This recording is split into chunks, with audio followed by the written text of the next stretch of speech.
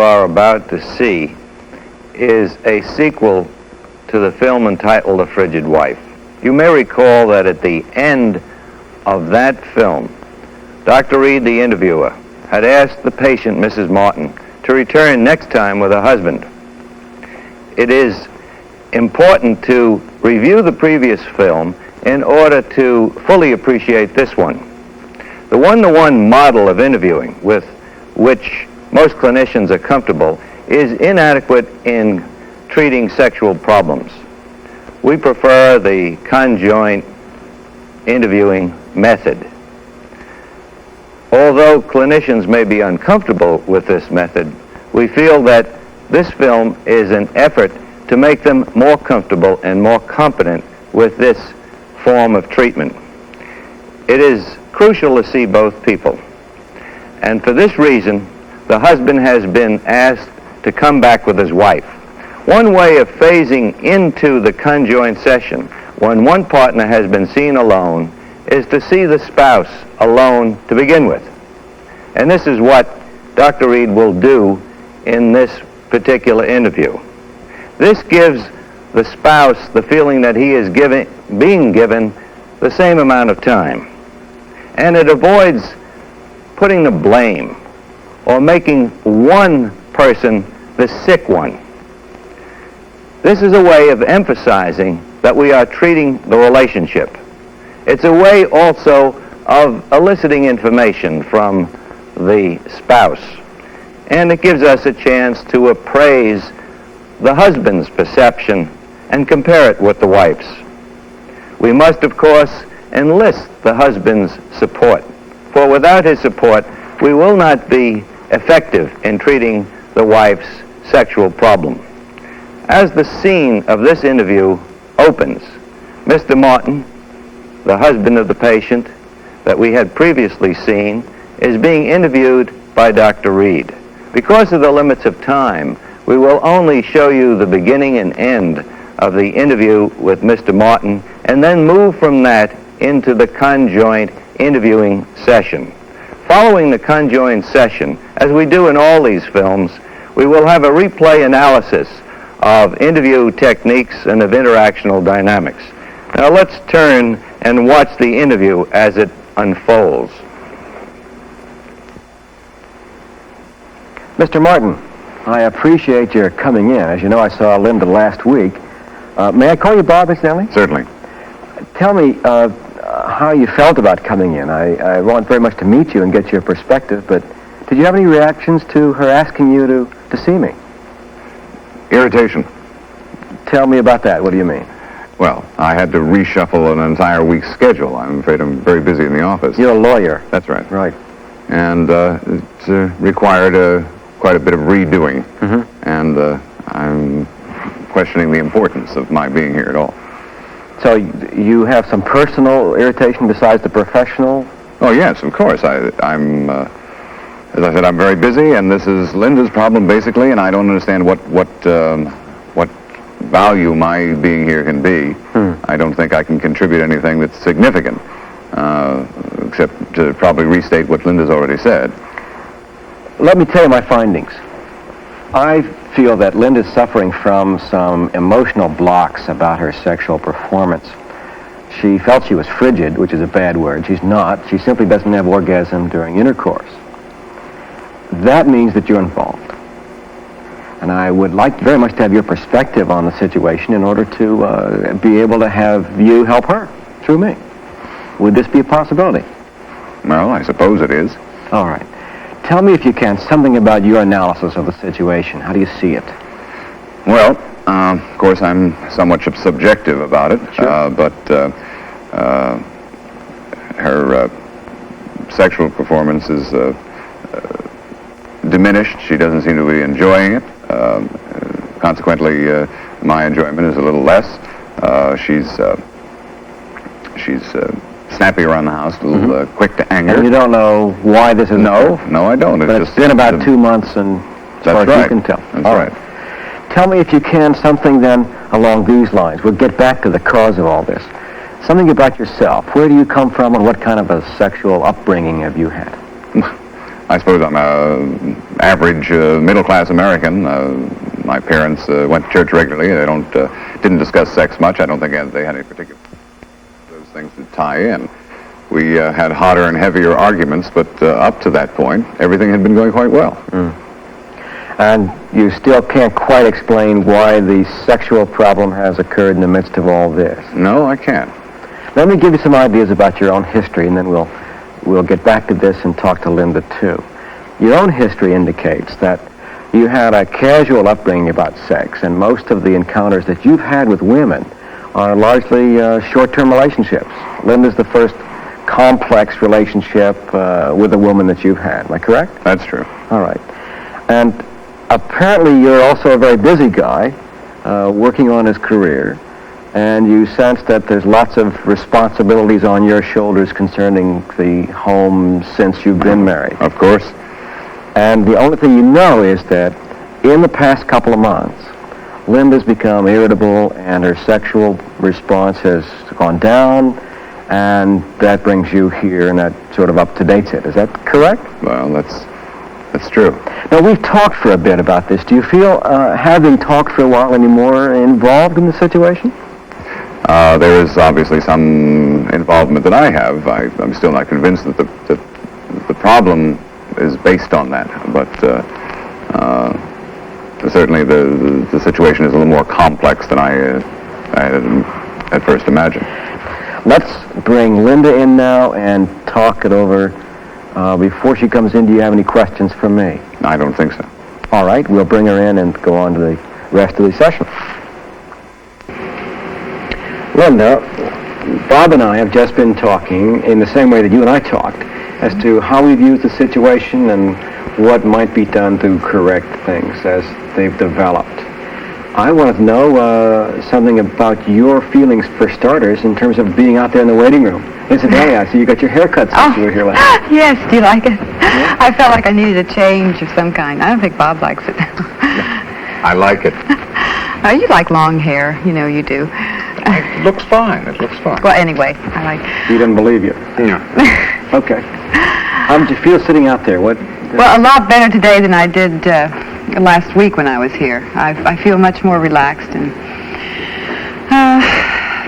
I'm anxious to talk about these things because when I went home, I told Bob that I had already felt a lot better, and if we could come together and talk, we could probably find out more about what was wrong. I was so relieved. I told him I was so relieved last week to find out I wasn't frigid, because that had been one of my big worries. Also, I realized that I did have trouble communicating to Bob how I felt. And Tell him now. Go ahead. Well, you know I have trouble talking to you sometimes. I always feel like I'm on the witness stand, and I have to make a logical argument the way your clients do or your colleagues do. You don't have to make a logical argument the way my clients or my colleagues do. All you have to do is make a logical argument. Well, sometimes it's hard to say exactly how you feel. I know I have that difficulty, and I have to work on it. But that's one of the reasons you're here, because it's both of our problems, and because sometimes I think you don't listen to me. So what you picked up, if I may, the last time we were together, is that you have been trying to get through to Bob and feel you failed. And one of the side effects of this, perhaps, has been the sexual problem. Am I correct? Guess. Something like that appears to be involved, which is why it was important to bring you in. Now, if I can, Bob, would you tell Linda your summary, so to speak, of what we just talked about? Give her some feedback, and then we'll build on this. Can you, please? I presume you mean what we just talked about. Tell her your view of what we just discussed. Well, I guess we arrived at two main points, which were the fact that there is an involvement on my part with your problem, and the fact that ours is a complex relationship contrasted against the casual relationships that I had with other women before we were married. Ours is a much more complex one, and therefore the solutions to problems are a little more complex. I think that about touches it, doesn't it? Well, why don't you check that out with Linda? It's cut and dried. Let me ask you a question. When Linda gets emotional, what goes on in you? Well, I just How want do you feel at a gut level when she gets emotional? Well, I just find it impossible to deal with that with anyone on that level. I mean, what am I supposed to do? Am I supposed to get equally emotional and then we get nowhere? I don't know. What do you do? What I try to do is to calm her down and to the point where we can talk rationally, and not with a great deal of emotion, which is unintelligent. I see. But you never seem to sense anything. I feel like I can sense your moods or sense your needs, and you don't ever seem to sense mine. You're always distracted. You're not romantic anymore. You don't ever touch me. It's always just, let's go to bed. You seem to have some hostilities here that are getting the better of you in your relationship, and I'd like you to keep that in mind, because I'm very aware of them, that you're drifting apart and you have some differences and grievances that haven't been brought to the light of day.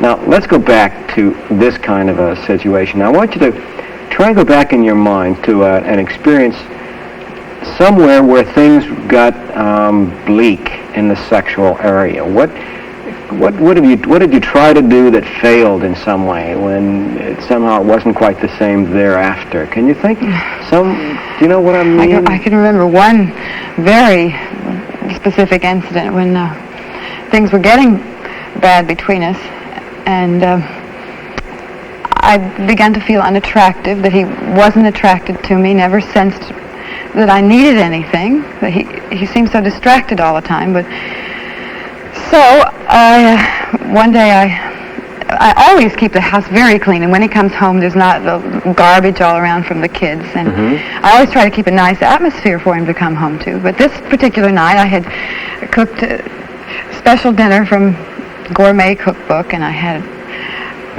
a low-cut dress on, and I had the lights down, I had candles on the table, I had everything. I wanted to show him that I wanted to be attractive for him, and I wanted him to think of me as a... Tell him the story while you're elaborating. As a woman. You seem to know what she's talking about, do you? I know now, yes, what she's talking about. All right, go ahead. Because, he came in, didn't even notice, that I had anything different on, or that there were candles on the table, or even smelled the fantastic aroma of the food I was cooking. Walked right through the room. I had made sure the kids stayed with my parents. He walked right through the room, opened his briefcase, fumbled around papers, turned around and said, "Where are the kids?" And then what happened after he did that? She launched into hysterics. Well, not right away. If it wasn't right away, it was certainly very fast.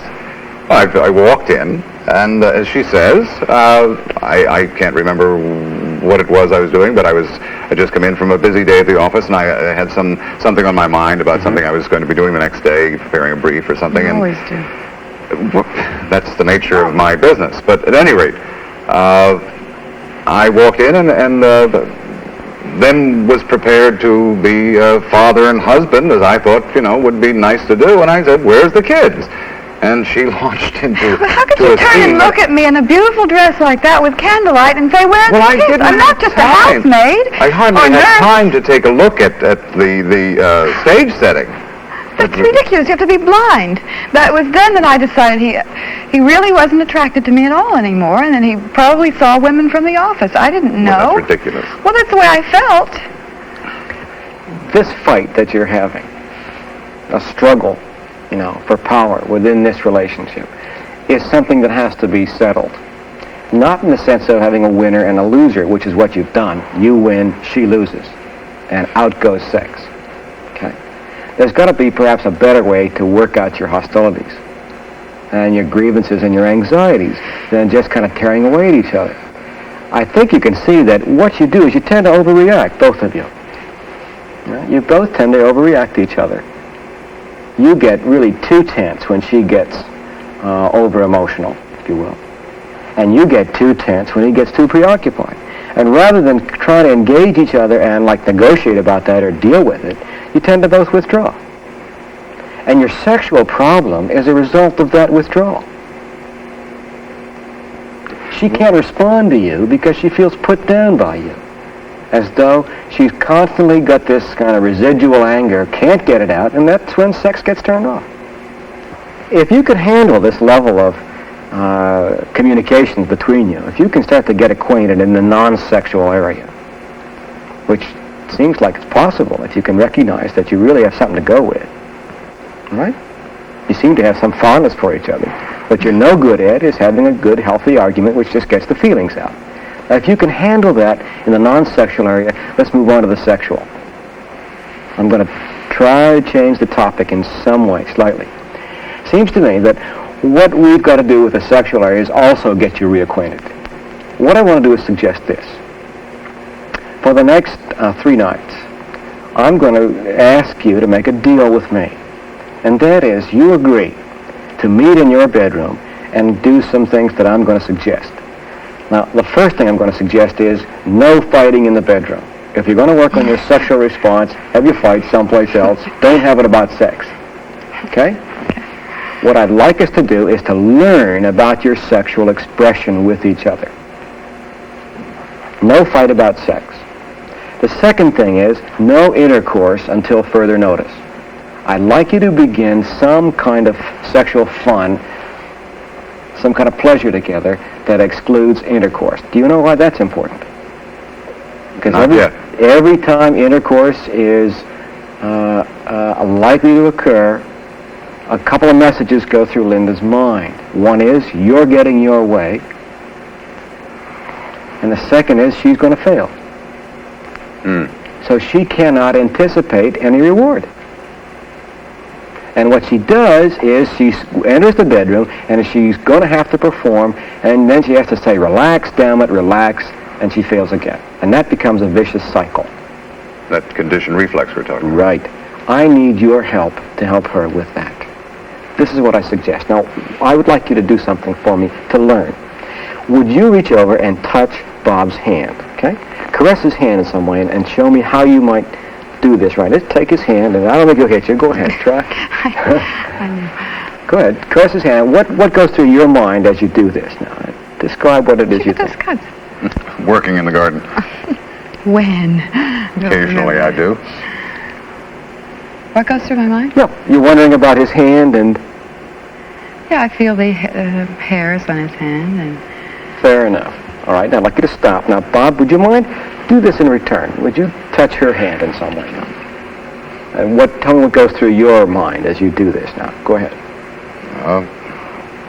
I feel her skin and her bones, knuckles. All right. Now, both of you focused on the other person's hand. You wondered about her hand, you wondered about his. Am I correct? You both wondered about the receiver. Now, I'm going to suggest that the next 3 nights when you touch, change that. Rather than trying to worry about the receiving hand, if you do this to yourself, you see, you'd typically think about the receiving hand. Think about the sender.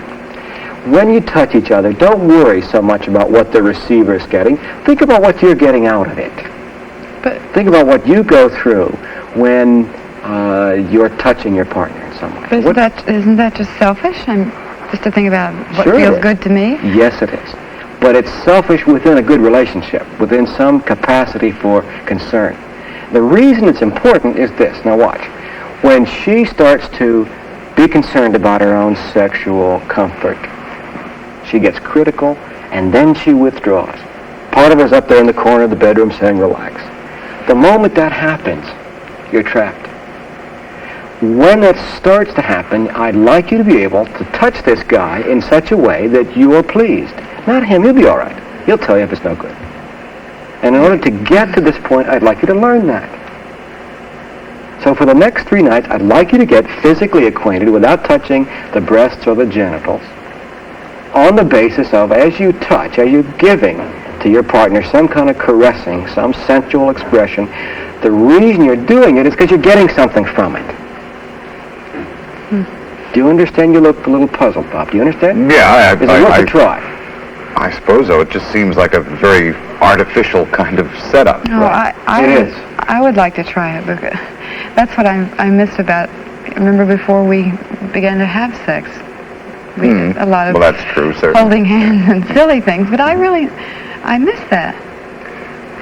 It's called foreplay. A lot of people make it forework, which is too bad. Now, let me explain his dilemma.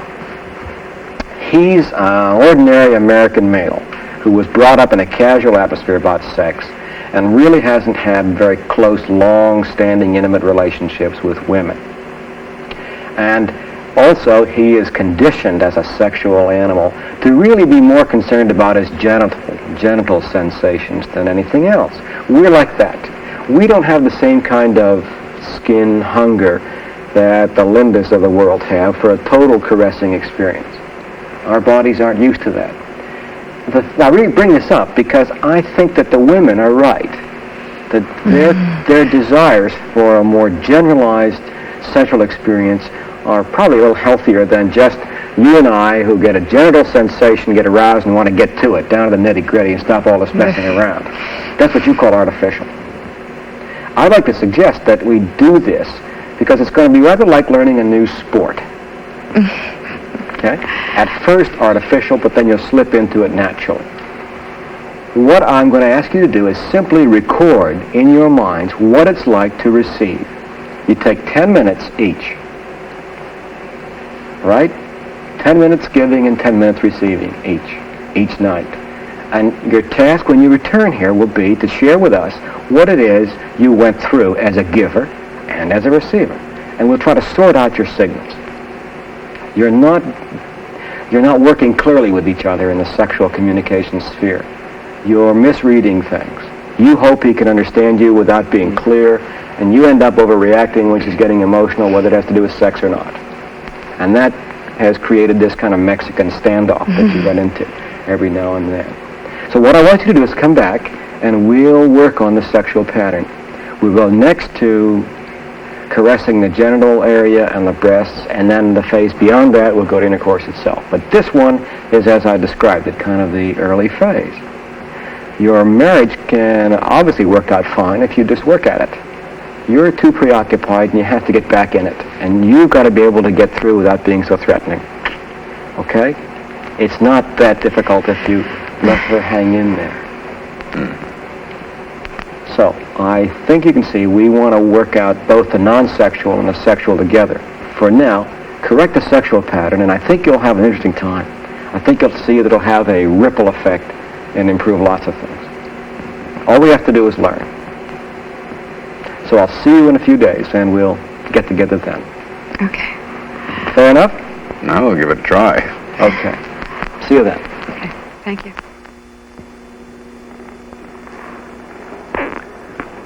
As we always do, we will now take a closer look at the interview.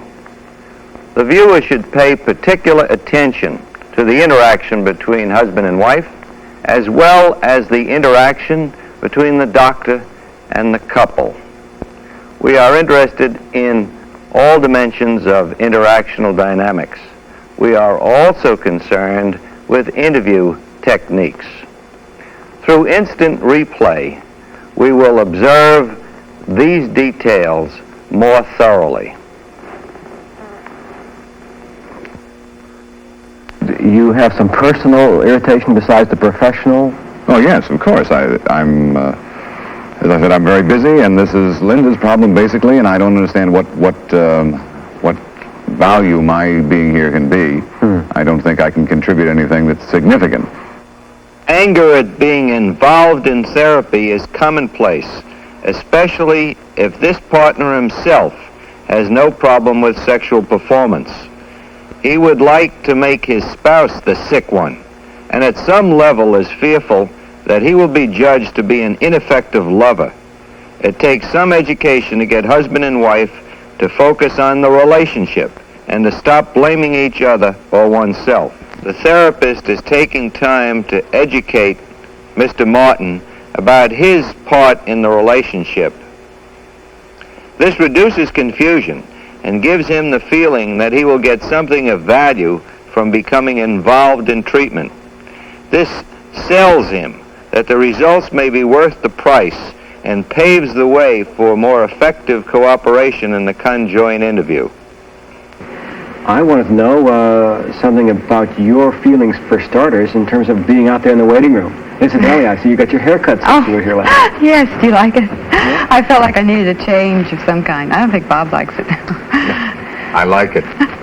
Oh, you like long hair. You know you do. It looks fine. It looks fine. You will note that the therapeutic relationship begins immediately. Linda, who has a new hairstyle, turns to the therapist for affirmation. His response is important to her. Her self-esteem is low. She needs constant reassurance that she is attractive and lovable. Even when her husband gives her this support and shows signs of his affection, she doesn't hear it, or she tunes him out, even though she readily hears his criticisms. This is a classical gambit of the person whose self-esteem is low. The therapist must be very careful not to overplay his hand in this type of situation. When I point out what is obvious is that she either does that which is just, disappears, or she gets completely irrational and eventually hysterical. And I try to keep whatever discussion we're having on an intelligent level rather than an emotional one. Notice his perception of the communication process. If he expresses himself well, he believes he has handled communication effectively. He fails to consider if his message is getting across to his wife, and leaves out of consideration his listening and understanding his wife. Note, too, his overemphasis of the verbal, logical, rational aspects, and his underemphasis of the emotional dimensions of communication. Decreasing his need to control and increasing her control of her feelings and the expression of those feelings will be the job of the skilled marriage counselor. Let's go back to this kind of a situation. I want you to try and go back in your mind to an experience somewhere where things got bleak in the sexual area. What did you try to do that failed in some way? When Dr. Reed takes the pair from the general to the specific in order to see how the abstractions they have been hurling at each other are played out around a specific event. After concentrating on their relationship and decreasing their angry feelings somewhat, and partially clarifying the problem in communication, the therapist feels that he has paved the way for specific sexual re-education. This is a subtle point. The timing of this may be difficult to ascertain. If it is premature, the couple will sabotage the specific techniques explained by the therapist. If this happens, the resistances to therapy will be dealt with directly, the couple learning from their mistakes something more about the nature of their relationship. What you're no good at is having a good, healthy argument which just gets the feelings out. Now, if you can handle that in the non-sexual area, let's move on to the sexual. I'm going to try to change the topic in some way, slightly. Seems to me that what we've got to do with the sexual area is also get you reacquainted. Make careful note of the therapist's emphasis on the broad range of sensual feelings and behavior, decreasing the emphasis on genitality. This allows people to de-emphasize the performance aspects of their relationship. Hopefully, this is the beginning of a continuous learning process. Couples, not infrequently, learn more from their mistakes than from their successes.